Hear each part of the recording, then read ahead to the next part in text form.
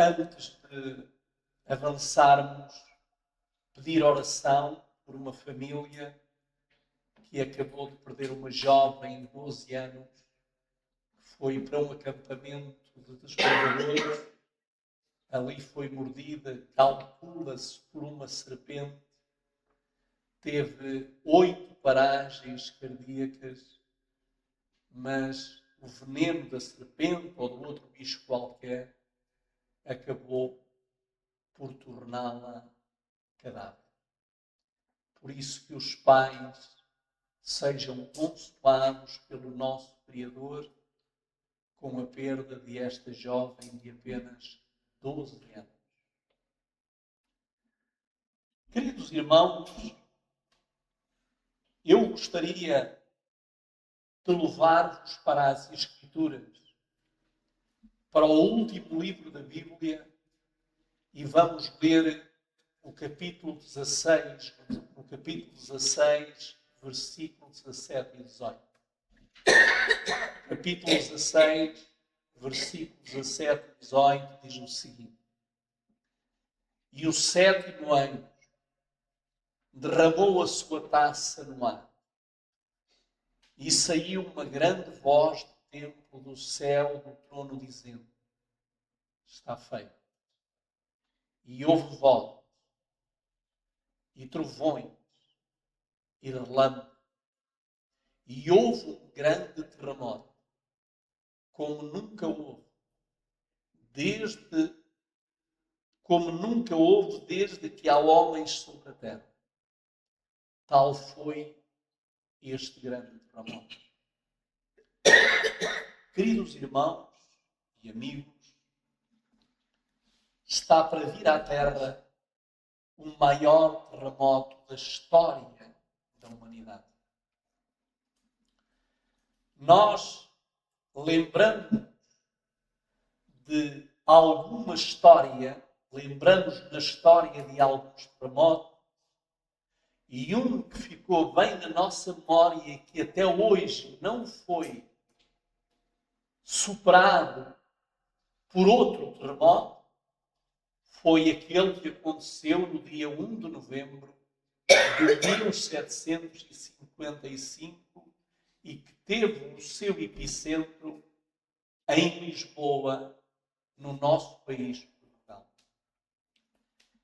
Porquê que este terremoto até hoje ainda não foi superado? Porque esse terremoto era um terremoto profético. O nosso amado Senhor, no sermão do capítulo 24 de São Mateus, ele anunciou como um sinal visível que deveria acontecer junto com a queda das estrelas e a lua em sangue. Esses sinais deveriam acontecer antes da sua vida.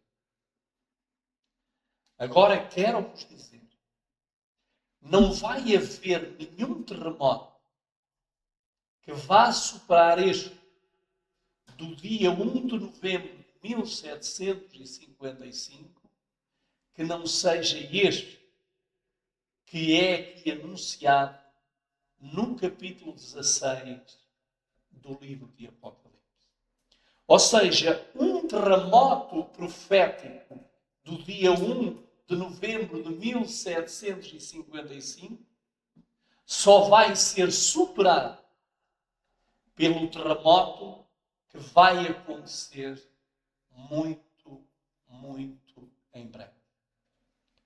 Só que esse terremoto, porque como nós iremos ver no decorrer deste estudo, até à vinda do nosso amado Senhor, vão acontecer ainda 4 terríveis terremotos que irão rebentar a escala de Richter. Serão terremotos que vão manifestar o desagrado de Deus por tudo aquilo que se faz na Terra e de uma forma especial tudo aquilo que é feito na vida humana. Mas Vamos então ver algumas coisas destes 3 versos que nós acabamos, ou destes 2 versos, que nós acabamos de ler no livro de Apocalipse, no capítulo 16 e no versículo 17 e 18. Reparem que antes que o terremoto surja, alguma coisa tem que acontecer primeiro. E o que é que tem que acontecer primeiro? Está feito. Esta palavra está feita na língua grega quer dizer tetelestai. E o que é que quer dizer a palavra tetelestai? Esta palavra tem vários sinónimos. Pode ser está consumado, algumas versões dizem está consumado, outras dizem está completo e outras ainda dizem está pago. Qualquer uma destas frases tem relação com o tetelestai. Não esqueçamos. Tetelestai vai ser o momento que precede a vinda deste terrível e grande terremoto. Mas diz que simultaneamente, e vocês sabem que quando vem um terremoto, não é necessário que haja trovões e relâmpagos. Mas este terremoto é precedido de trovões e relâmpagos. Quer dizer que toda a Terra, todo este continente terreno, todo este lugar onde vivemos, vai mostrar o desagrado por tudo aquilo que fizemos contra o Criador da Terra. Vamos ver que há 3 momentos na história deste mundo em que o tetelestai aconteceu. Vamos para o primeiro momento em que foi dito por alguém tetelestai. Vamos para João, capítulo 19. João, capítulo 19, e vamos ler o versículo 30. O primeiro tetelestai. João 19, versículo 30, vamos ver então aquilo que nos é dito e pediria a alguém que queira ler com uma voz bem audível este verso da Escritura. 19, versículo 30. E quando Jesus tomou o vinagre, disse: está consumado, e inclinando a cabeça, entregou o Espírito. Queridos amigos, o primeiro tetelestai aconteceu no alto da cruz.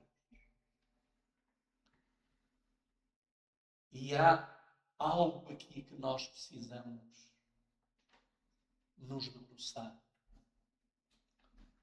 Reparem, se formos ver nos evangelhos paralelos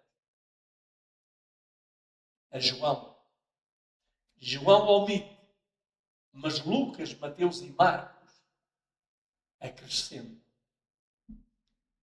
Diz que Jesus, no alto da cruz, com o sol tórrido, quente da Palestina,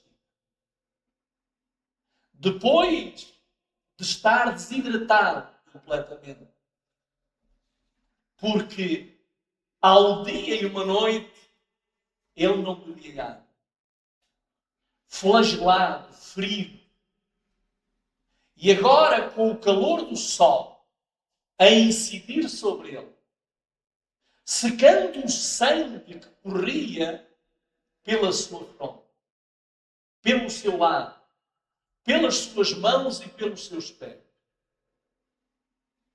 ele diz: tenho sede. Queridos irmãos, aquele ser que matou a sede e que continua a matar a sede de tanta gente, ele próprio morre de sede. Aonde estavam os seus seguidores? Aonde estavam os seus amados? Como é que eles não tiveram ali para, de alguma forma, fazerem chegar a ele um copo de água fresca da melhor fonte de Jerusalém? Queridos amigos, mas na infinita misericórdia houve um soldado romano que, ao ver o sofrimento agonizante do Salvador, diz que ele embebeu uma esponja em vinagre e, com a ponta da lança, chegou aos lábios de Jesus. E quero dizer que esta atitude, contrária àquilo que muitos pensam, é uma atitude que foi registrada no livro do céu como um bom ato. Porque aquele soldado romano acreditava naquilo que a ciência médica na altura dizia. Que quando se tem uma dor, bebendo vinagre durante algum tempo, neutraliza a dor e refresca também aquele que bebe esse vinagre. Quando foi chegado aos lábios de Jesus, não engoliu. Porque ele sabia que o vinagre é vinho fermentado. Porque só depois de fermentar é que se torna vinagre. E tornando-se vinagre é uma bebida alcoólica. E Jesus, como não podia pôr a mão na boca, porque as duas mãos estavam pregadas, ele cerrou os seus maxilares, fechou os seus lábios. E quando lhe é chegado vinagre à boca, ele morre. Mas antes de morrer, ele diz esta palavra: tetelestai. Queridos amigos, o que é que aconteceu quando ele disse tetelestai? Nós sabemos que houve um grande terremoto. Um terremoto que abriu a terra. A terra tremeu. A própria cruz tremeu. E simultaneamente a esse terremoto houve trovões e relâmpagos. E quem vai dar água a Jesus antes de ele expirar foi a natureza. A chuva sacia a sua sede. Queridos amigos, nós poderíamos ler, não temos tempo para isso, mas eu aconselho-vos a ver ali, ao fazerem aquilo, ao verem aquilo, viram que aquele que estava na cruz não era um mero homem, mas era um homem revestido da divindade. Vamos agora ver o segundo Tetelestai, já o acabamos de ler no capítulo 16. Mas vamos agora para o terceiro Tetelestai. No livro de Apocalipse, no capítulo 21 e no versículo 6, vamos ver mais uma vez o chamado Tetelestai. Por 3 vezes na Bíblia aparece o termo Tetelestai.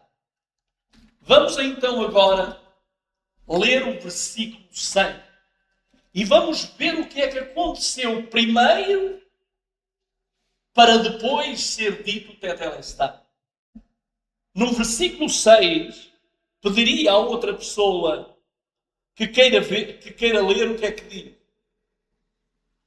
Disse-me ainda, está cumprido, eu sou o alfa e o ômega, o princípio e o fim. A quem tiver sede darei de beber de graça da fonte da água da vida. Muito bem, reparem. Aquilo que lhe faltou quando ele, antes de dizer Tetelestai na cruz, ele agora oferece a todos. E o que é que ele oferece? Água. E que água é esta? Água da vida. Então, se nós lermos o contexto deste verso, há uma obra que foi acabada. E o que é que foi acabada? Foi acabada a obra da recriação. O que quer dizer que quando a palavra Tetelestai está consumado, está feito, está pago, é transmitida, alguma coisa foi concluída. Queridos amigos, quando Jesus morre no alto da cruz, ele completou a sua primeira missão na terra. E ele disse Tetelestai. Em Apocalipse 16, como nós, que é sobre esse texto, que nós nos vamos debruçar nesta manhã, é dito Tetelestai. E o que é que aconteceu agora? O que é que acabou? A 7ª praga é o fim do juízo de Deus. É a consumação. A 7ª praga é o fim da ira de Deus. Claro que depois ele vai se manifestar mais passado 1000 anos de novo. Mas aquilo que eu quero que todos nós nos apercebamos é que com cada Tetelestai há um terremoto que é um grande sinal e um grande aviso de Deus.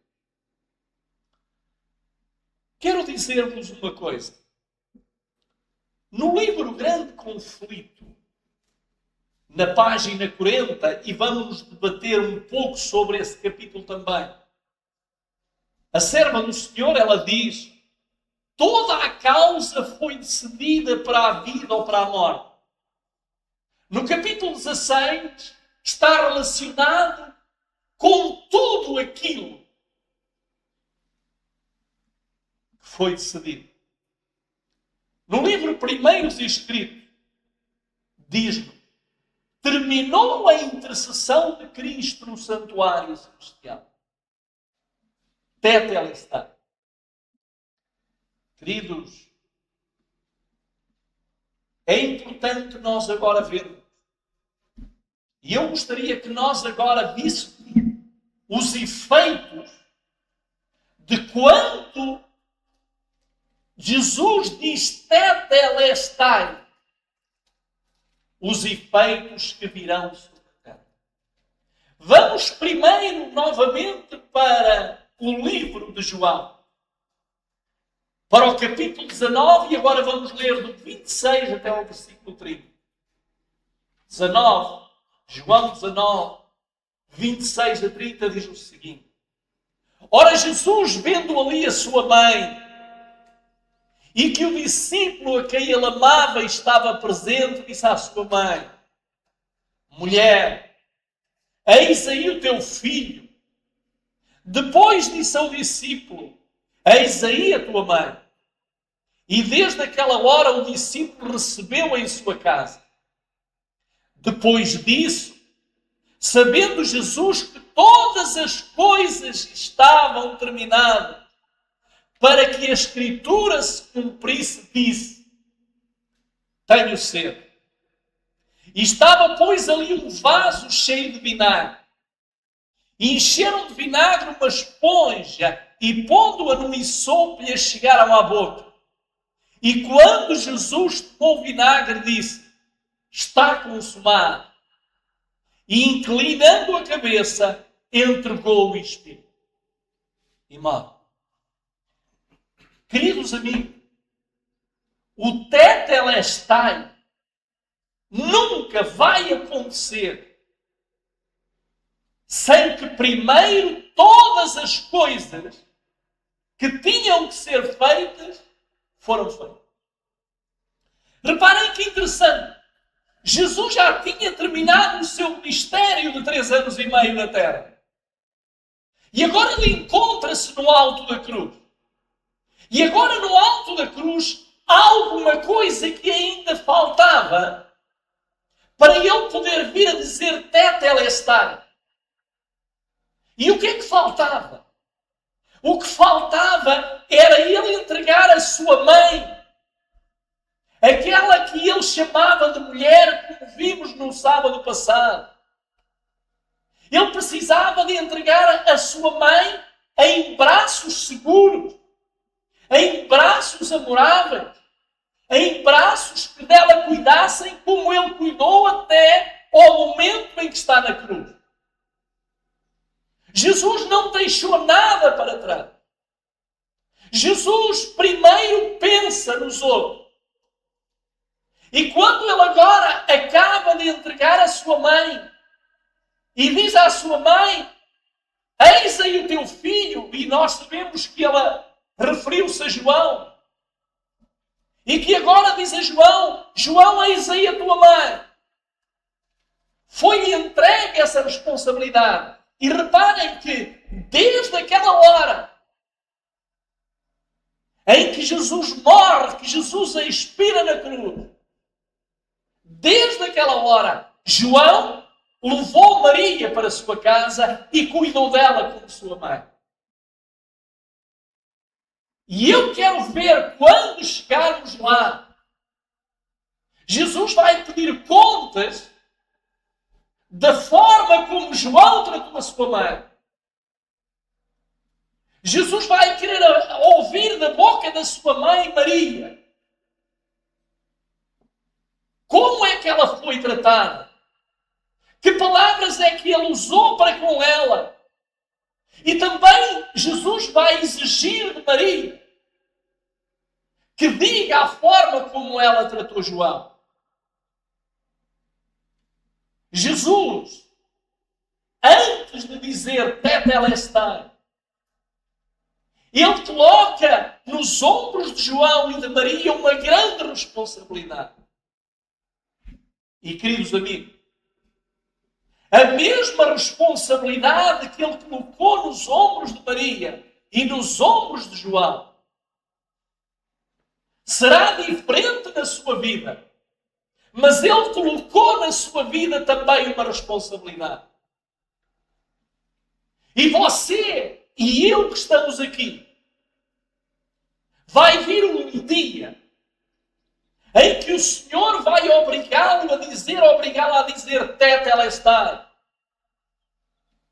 pobre daquele e daquela, que não cumpriu a missão que o Senhor tinha para ele. Pobre desse. Nós iremos ver mais à frente. Agora, reparem que agora o que é que acontece com Jesus? No fim de ele fazer tudo por todos, ele já tinha feito, já tinha pedido perdão pelos pecadores. Pai, perdoa-lhes porque eles não sabem o que fazem. Ele já tinha oferecido perdão àquele ladrão que estava também crucificado ao seu lado. Agora ele entrega a sua mãe. E só no final é que ele diz: tenho sede. Queridos amigos, quando a palavra tetelestai foi ouvida, não os homens, mas o universo reagiu. E vamos ver como é que o universo reagiu. No livro de São Mateus, no capítulo 27, 50 a 54, vamos ver o que nos é dito na Escritura. E Jesus, clamando outra vez com grande voz, rendeu o Espírito. E agora nota, eis que o véu do templo se rasgou. O que é que aconteceu? A primeira grande manifestação do desagrado daquilo que estavam a fazer ao Filho de Deus foi dentro do templo. O que quer dizer que a grande manifestação do capítulo 16, o grande desagrado, vai ser dentro do templo de Deus. Para com sacerdotes, para com pastores, para com líderes. Isso é o que vai acontecer. Foi a primeira grande manifestação. O sacerdote estava com o cordeiro para sacrificar às 3 da tarde. E o cordeiro fugiu. E ele agora, aquele sacerdote, ficou cheio de medo, porque ele vê a cortina a rasgar de alto a baixo, sem mão, ou melhor dizendo, pela mão do anjo. Mas que mais aconteceu? Então, queridos amigos, retenhamos isto. No capítulo 16 de Apocalipse, o primeiro grande flagelo, o primeiro grande juízo, vai ser para aqueles e para aquelas que estão indo ao templo, fazendo e adorando de forma falsa. Vamos agora ver o que mais aconteceu. Diz, tremeu a terra. Se tremeu a terra, o que é que a fez tremer? Um terremoto. E o que é que fez esse terremoto? Fenderam-se as pedras. Como é que é possível? Eu não entendo. As pedras, com a força do terremoto, elas abriram. E, queridos amigos, tudo isto estava a ser visto por aqueles que disseram crucificam, crucificam. Aqueles que negligenciaram a obra de Cristo, eles vão ver com os seus próprios olhos de novo. Porque o terremoto vai ter o mesmo efeito nos últimos dias. Porque vai ser o pior terremoto. Então aqueles que não querem ceder a vida a Deus, que não querem entregar a vida a Deus, o que é que lhe vai acontecer? Eles vão ver aquilo que jamais pensariam ver. Por isso, queridos amigos, preparemos.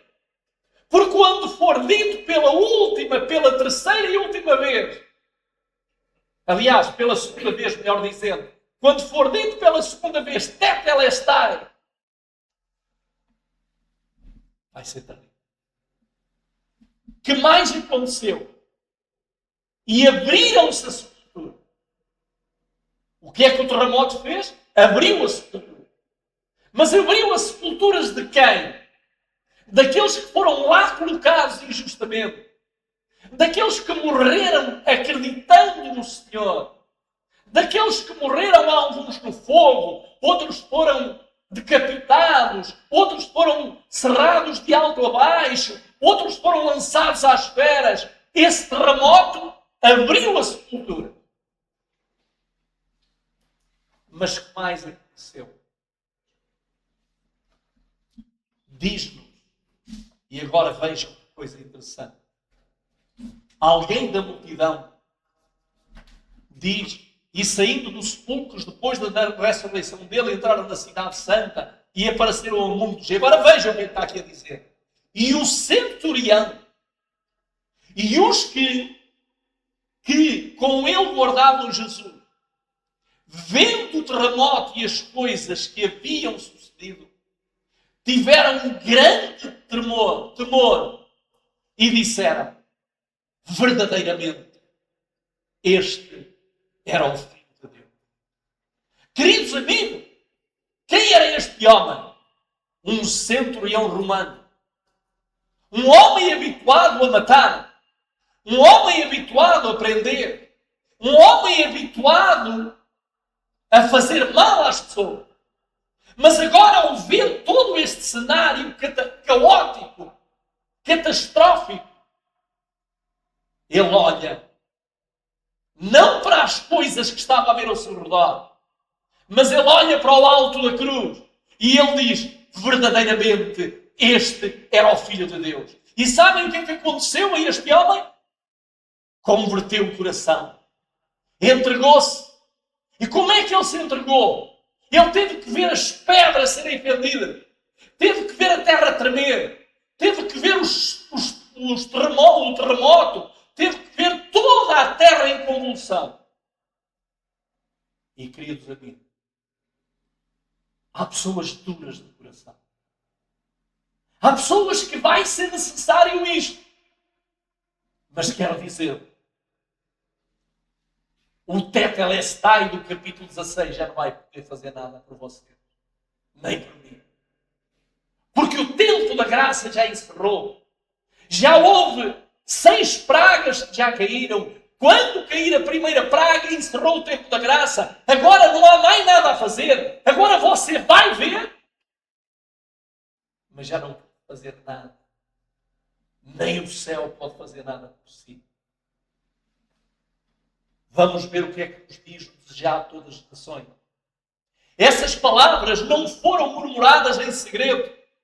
Todos os olhos se volveram a ver de onde provinham. Quem falara? Isto do capítulo 16. Foram ao centurião, soldado romano. A divina paciência do Salvador e sua súbita morte, com um grito de vitória nos lábios, impressionar esse pagão. No ferido, quebrantado corpo pendente da cruz, reconheceu o centurião a figura do Filho de Deus. Não pode deixar de confessar a sua fé. Ele viu que era o momento. E isto, no primeiro Tetelestai, ele viu que era o momento. Assim, novamente, dada a prova de que o nosso Redentor devia ver o trabalho da sua alma. E agora notem, o que é que aconteceu? Enquanto os discípulos fugiram, 3 entregam-se ao Senhor. E quem são esses 3? Diz aqui, no mesmo dia da sua morte, 3 homens, diferindo largamente entre si, declararam sua fé. O que comandava a guarda romana, o que conduzira a cruz do Salvador. Quem é que conduziu a cruz do Salvador? Quem é que a carregou e a levou nos seus ombros? Simão de Cirene, Simão Cirineu. E o que morreu ao seu lado na cruz. Então quem foram os 3 que se converteram com o Tetelestai? Quem foi? O centurião romano. Simão de Cirene. E o ladrão da cruz. Querido irmão, querida irmã, será preciso vir a tragédia para você ceder aos apelos de Deus? Será preciso você ver rocha? Só que digo mais uma vez. no capítulo 16 já não há possibilidade. Quem está sujo, está sujo. Quem está perdido, está perdido. Quem está salvo, está salvo. Vamos então agora para o segundo Tetelestai. E este sim, é o que Deus já não pode fazer nada.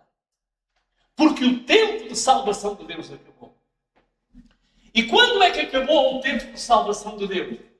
Primeiro nós temos de saber. Houve 2 momentos na história da Terra em que a salvação de Deus lhe foi oferecida a si e a mim. Quando? Durante os primeiros anos aqui de Jesus na Terra. E depois de 1844, até acontecer este Tetelestai. Mas vamos agora ver o que é que nos diz. E eu agora quero-vos mostrar os terremotos que vão acontecer aí. Terremotos que vão fazer com que alguns ainda acordem. Mas outros, quando acordarem, já é tarde demais. Vamos então ver o primeiro terremoto. No capítulo 6 do livro de Apocalipse. 6. E no versículo 12. 6:12. Vamos ver o que é que nos diz o texto sagrado. Capítulo 6, versículo 12. O louvado seja o Senhor. Deixem-me ajoelhar e fazer uma oração.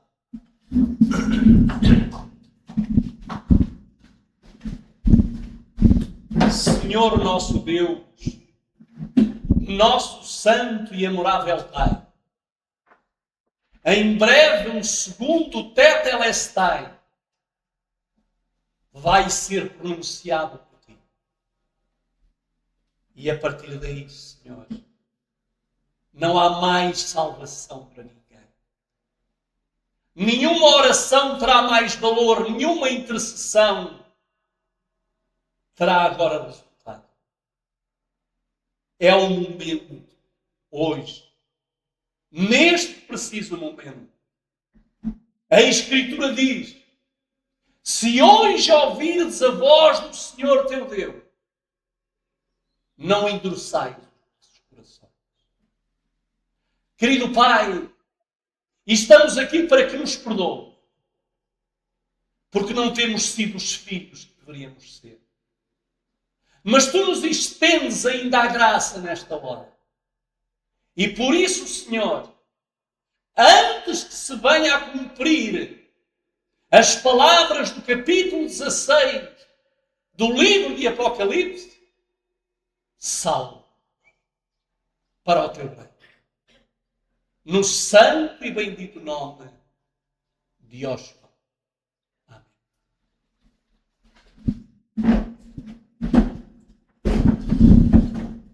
Quando eu leio este verso,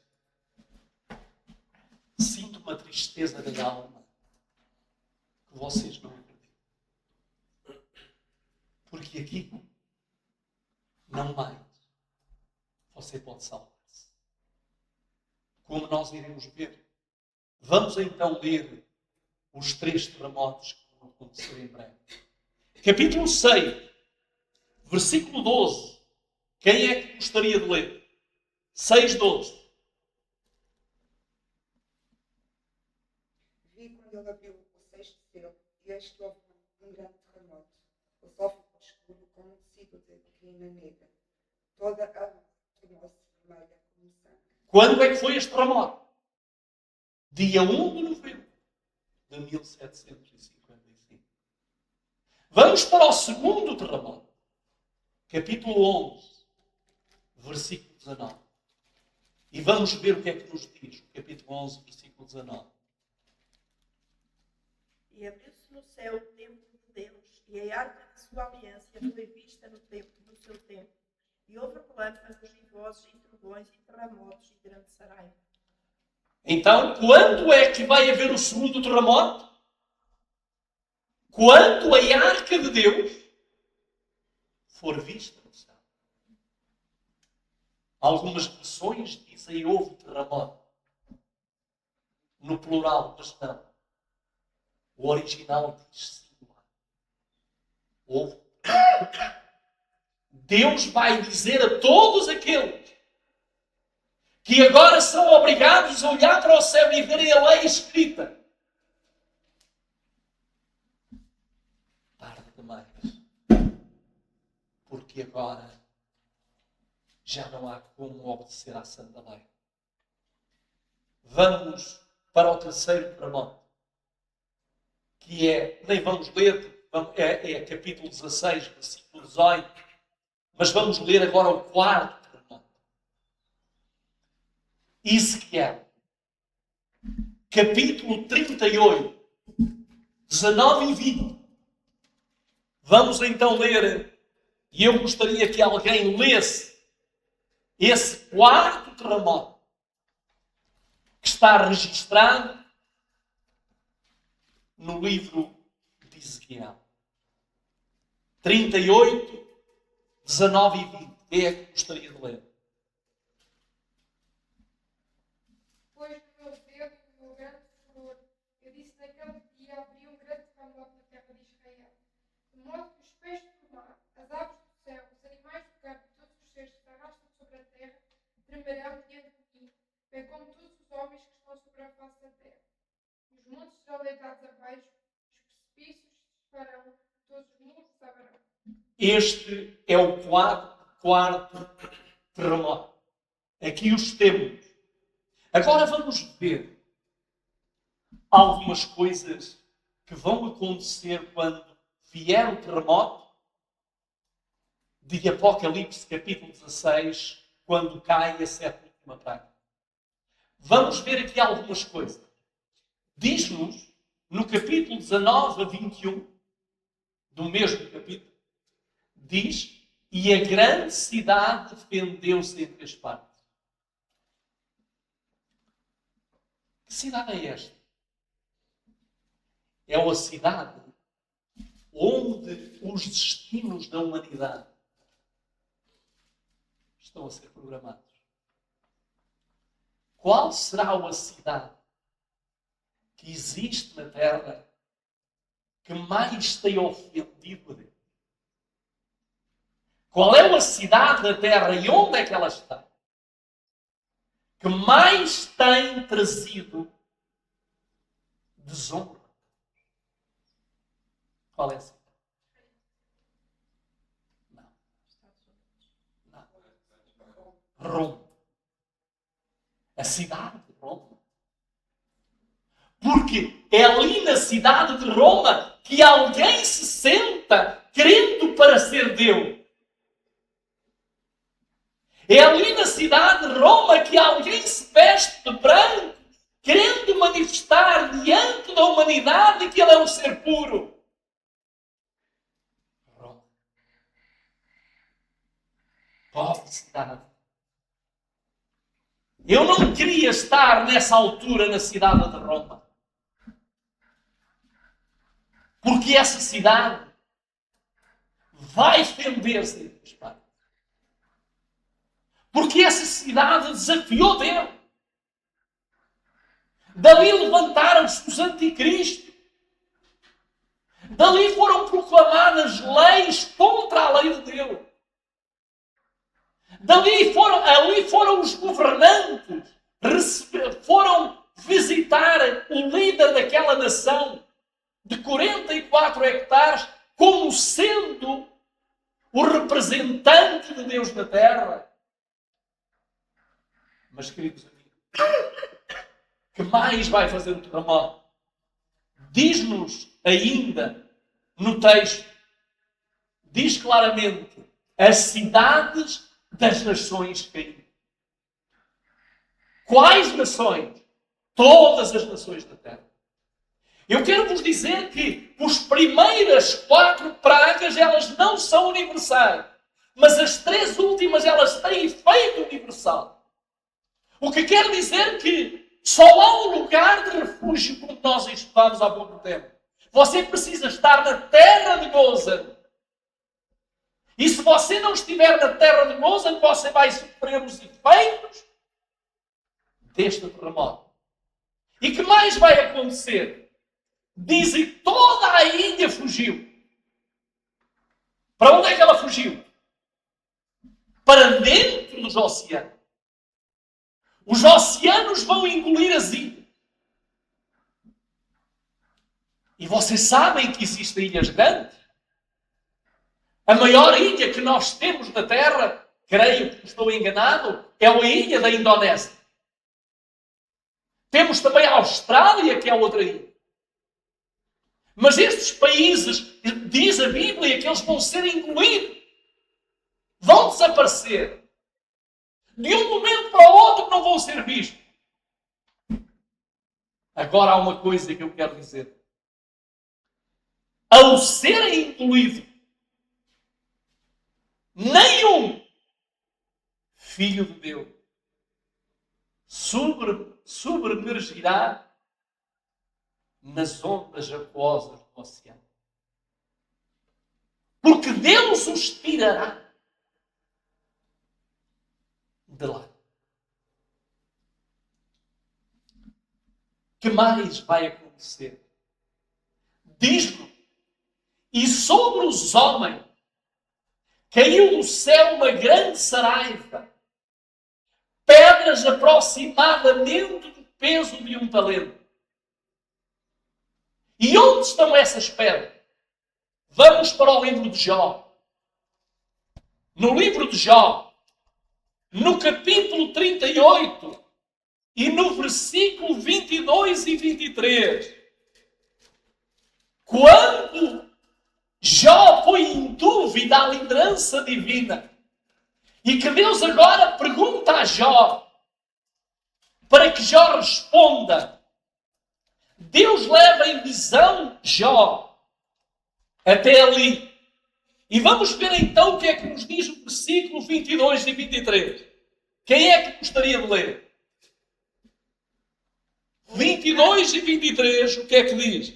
Ou entraste tu até os tesouros da neve e viste os tesouros da saraiva, e eu retenho até o dia da peleja e da guerra? Reparem, aonde é que estão reservadas essas pedras de gelo? Estão reservadas, Deus diz que são como um tesouro. E sabem que quando a Bíblia fala num talento, um talento pode ir de 40 a 45 quilos de peso. Agora imagine uma pedra de 45 quilos de peso, ela cair do céu, veja o que é que vai acontecer a tudo aquilo que existe na Terra. Mas há uma coisa. Essas pedras não irão chover na terra de Deus. Essas pedras não irão cair naqueles que receberam o selo de Deus na sua fronte. Queridos irmãos, vejam o que diz o profeta Ageu. O profeta Ageu, no capítulo 2 e no versículo 6, vejam o que ele diz. Ele diz, porque assim diz o Senhor dos Exércitos, ainda uma vez, daqui a pouco, farei tremer os céus e a terra, o mar e a terra seca. Quando é que a terra tremeu? Quando Jesus morre no Calvário. A terra tremeu. De uma forma que as pessoas ficaram assustadas. Mas o profeta Ageu, ele diz ainda uma segunda vez, eu vou fazer tremer a terra. E quando é que ela vai tremer? Vai tremer com a queda da sétima última praga. Em 2 de Pedro, vai-nos mostrar os efeitos catastróficos. Obrigado, meu filho. É uma grande alegria que eu sinto estares a ouvir o vídeo. Que Deus te abençoe. Então vamos agora ver em 2 de Pedro, no capítulo 3 e no versículo 10 a 12, o que é que nos é dito? Mas o dia do Senhor virá como o ladrão da noite. no qual os céus passarão com um grande estrondo, e os elementos ardendo se desfarão, e a terra e as obras que nela há se queimarão. Havendo, pois, de parecer todas estas coisas, que pessoas vos convém serem em santo trato e piedade, aguardando e apressando-vos para a vinda do dia de Deus, em que os céus em fogo se desfarão e os elementos ardendos se fundirão. Ninguém vai escapar. Você só vai escapar se tiver na sua fronte o selo de Deus vivo. E como é que eu tenho o selo de Deus vivo? É quando eu refletir na minha vida a vida de Jesus. Queridos amigos, eu quero agora ler algumas passagens do livro Grande Conflito, no capítulo 40. E vão-me perdoar, mas eu tenho que as ler, porque eu não me consigo exprimir melhor do que a serva do Senhor se exprimiu. Então ela diz assim: essa voz abala os céus e a terra. Há um grande terremoto como nunca tinha havido desde que há homem sobre a terra. Tal foi este grande terremoto. O firmamento parece abrir e fechar-se. A glória do trono de Deus disse-ia atravessar a atmosfera. As montanhas agitam-se como uma cana ao vento. E anfratuosas rochas são espalhadas por todos os lados. Há um estrondo como de uma tempestade a sobrevir. O mar é açoitado com fúria. Ouve-se o sibilar do furacão semelhante à voz de demónios na missão de destruir. A terra inteira se levanta, dilatando-se como as ondas do mar. Sua superfície está a quebrar-se. Seu próprio fundamento parece ceder. Cadeias de montanhas estão a revolver-se. Desaparecem ilhas habitadas. Os portos marítimos, que pela iniquidade se tornaram como Sodoma, são tragados pelas águas enfurecidas. Grandes pedras de saraiva, cada uma do peso de um talento, estão a fazer a sua obra de destruição. As mais orgulhosas cidades da terra são derribadas. Os suntuosos palácios em que os grandes homens do mundo dissiparam suas riquezas com a glorificação própria, desmoronam-se diante dos seus olhos. Abrem-se sepulturas, e muitos dos que dormem no pó da terra ressuscitarão, uns para a vida eterna e outros para a vergonha e desprezo eterno. Todos os que morreram na fé da mensagem do terceiro anjo saem do túmulo glorificados para ouvirem o concerto da paz, estabelecido por Deus como os que guardaram a sua lei. Os mesmos que os traspassaram, os que zombaram e escarneceram da agonia de Cristo, e os mais acérrimos inimigos de sua verdade e povo ressuscitam para contemplá-lo em sua glória e ver a honra conferida aos fiéis e obedientes. Disseram os profetas da antiguidade, ao contemplar a santa visão do dia de Deus: uivai, porque o dia está perto. Vem do Todo-Poderoso uma assolação. Entra nas rochas, esconde-te no pó da presença espantosa do Senhor e da glória da sua majestade. Os olhos altivos dos homens serão abatidos, e a altivez dos varões será humilhada. E só o Senhor será exaltado naquele dia, porque o dia do Senhor dos Exércitos será contra todo o soberbo e altivo, contra todo o que se exalta, para que seja abatido. Naquele dia, o homem lançará as topeiras e os morcegos dos seus ídolos de prata e os ídolos de ouro que fizeram para ante ele se prostrarem. Meter-se-á pelas fendas das rochas, pelas cavernas das penhas, por causa da presença espantosa do Senhor e por causa da glória da sua majestade, quando ele se levantar para assombrar a terra.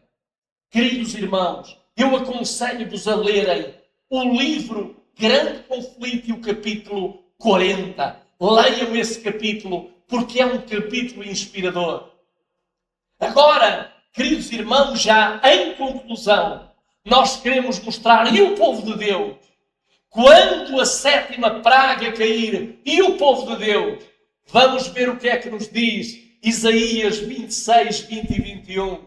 E diz-nos assim: vai, povo meu, entra nos teus quartos, fecha as tuas portas sobre ti e esconde-te só por um momento, até que passe a ira. Porque eis que o Senhor sairá do seu lugar para castigar os moradores da terra, por causa da sua iniquidade, e a terra descobrirá o seu sangue, e não encobrirá mais os seus mortos. Reparem que Deus vai criar quartos seguros para nós. E vamos ver onde é que são esses quartos seguros. E o Senhor diz: entra, povo de Deus, nos teus quartos, fecha as tuas portas, esconde-te. E esconde-te de quê? Da ira de homens e demónios, que nessa altura só procuram um grupo de pessoas.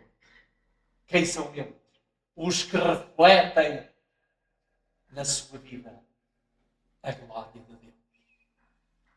Agora, onde eles estão, esse povo? Notem o que ela continua a dizer no mesmo capítulo e na página 402. O povo de Deus, alguns nas celas das prisões. Você pode ser um deles. Eu posso ser um deles. Outros escondidos nos retiros solitários das florestas e montanhas. Aonde? Outros escondidos nos retiros solitários das florestas e montanhas.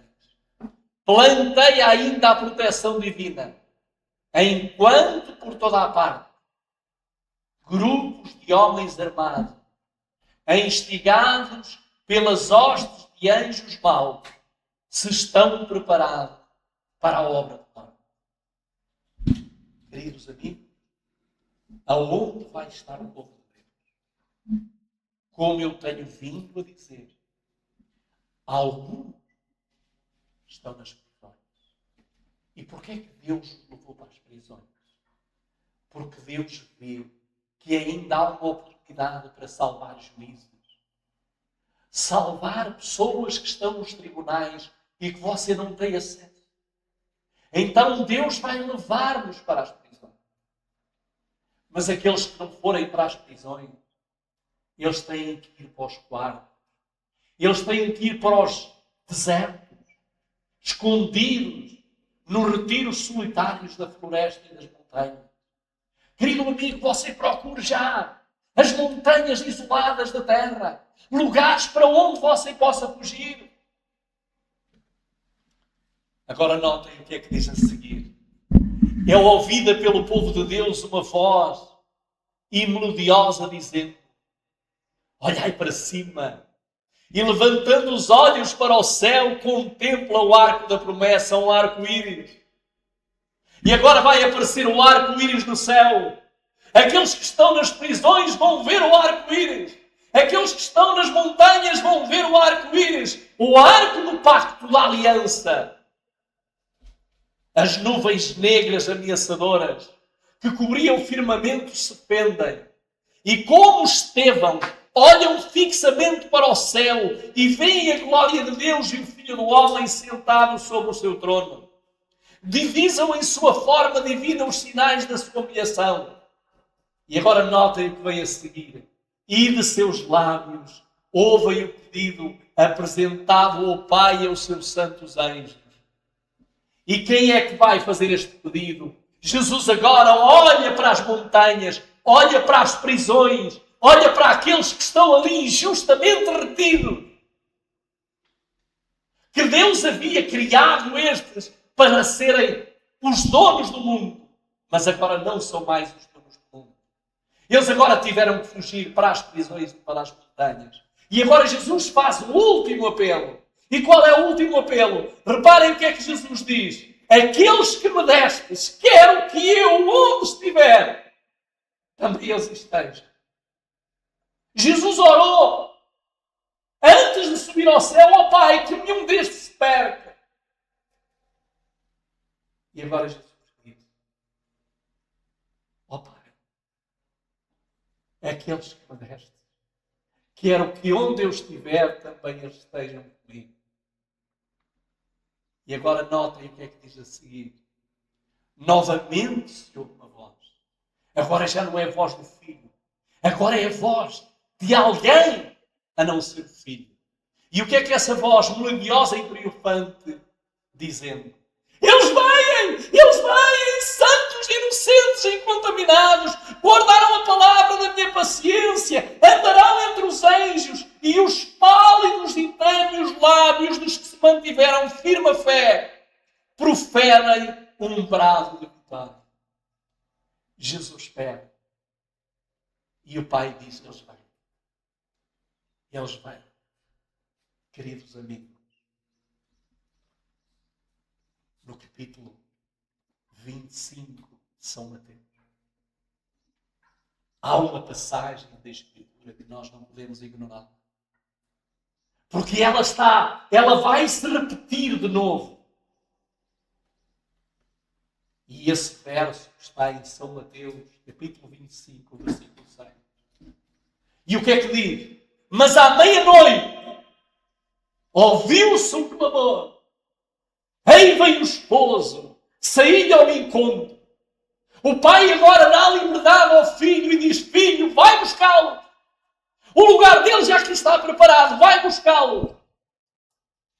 E o filho vai fazer podemos dizer, vai fazer a viagem com mais alegria que ele já fez. Porque ele agora vem buscar aqueles que são seus. E diz-nos a serva do Senhor, é à meia-noite, e já explicámos isto, não é uma meia-noite no relógio.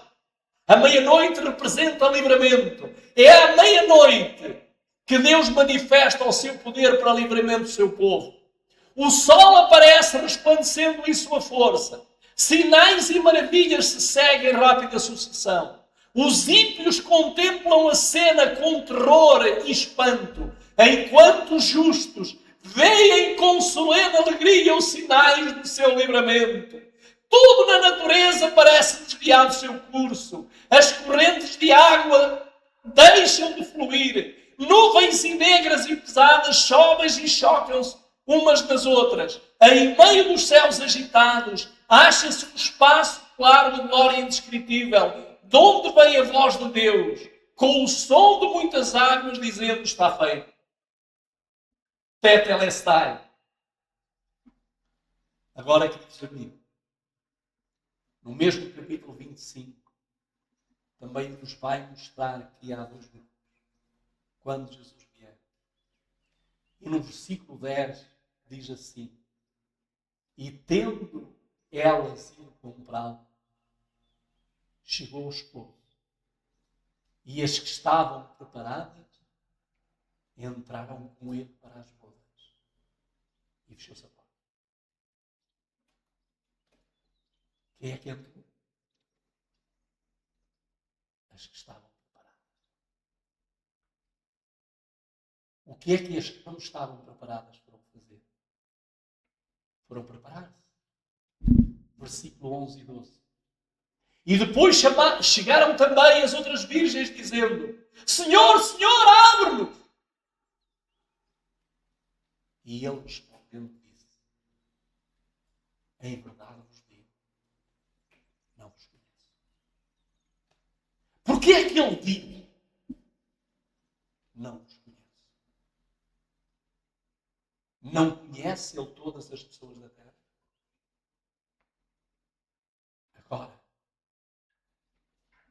neste preciso momento, Jesus veio buscar apenas aqueles que refletem na sua vida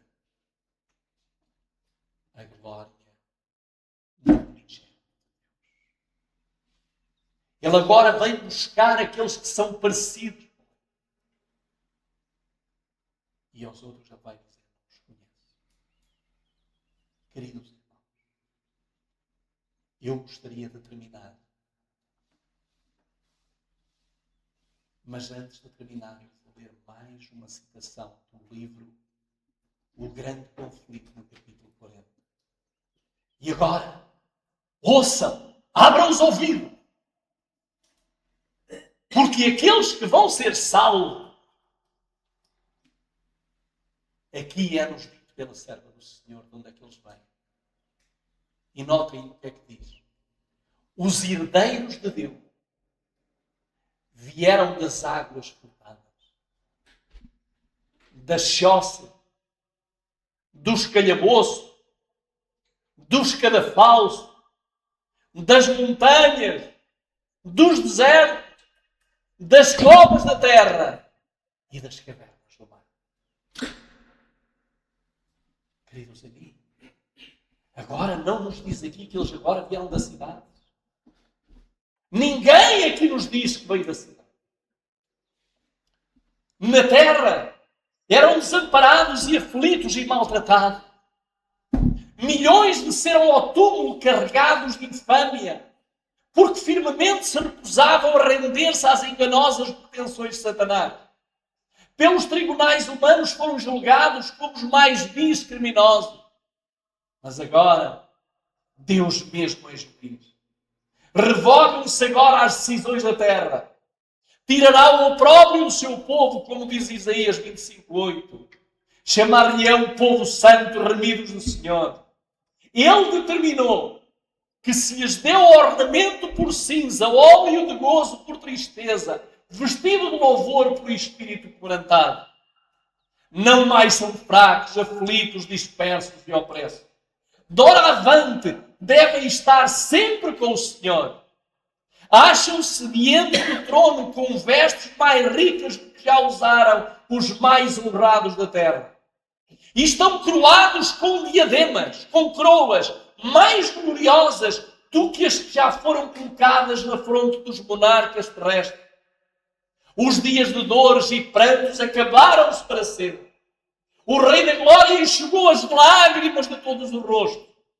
Removeu-se toda a causa de pesar.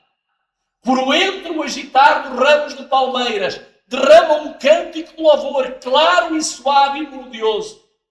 Todas as vozes aprendem a harmonia, até que reboa pelas abóbodas do céu a ativo. Salvação ao nosso Deus, que está sentado no trono e ao Cordeiro. E todos os habitantes do céu assim respondem: Amém! Louvor e glória e sabedoria, e ação de graças e honra, poder e força ao nosso Deus para todo o seu. Oh, glória a Deus! Oh, que alegria! Mas que tristeza será se, tal como as virgens que não tinham azeite, você também não o tiver. O azeite representa o poder do Espírito a agir na sua vida. Se você não tiver azeite, você não entra. E vai ouvir da boca do Rei: não vos conheço. Queridos amigos, termino com este apelo. São duas imagens que nós temos na tela. Uma da cidade santa, a Nova Jerusalém. A outra do fogo que vai queimar o lixo. Homens e mulheres, velhos e novos, meninos e meninas, que se tornaram esterco. E que agora o fim será o fogo que arde com o chão. Querido amigo, querida amiga, a escolha